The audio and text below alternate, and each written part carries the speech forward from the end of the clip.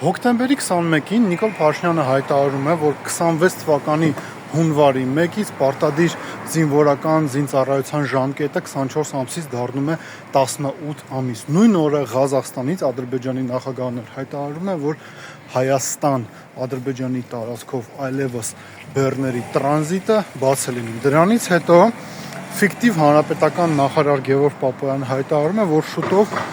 Ղազախական հացահատիկ է գալու Հայաստան Ադրբեջանի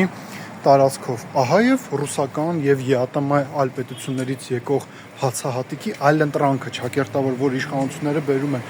Ուղղակի կա մի կարևոր նրբերանգ, երբ որ մենք դուրս գանք ԵԱՏՄ-ից, խզենք կապերը Ռուսաստան եւ այլ պետությունների հետ, թուրքական ապրանքները եւ շուկաները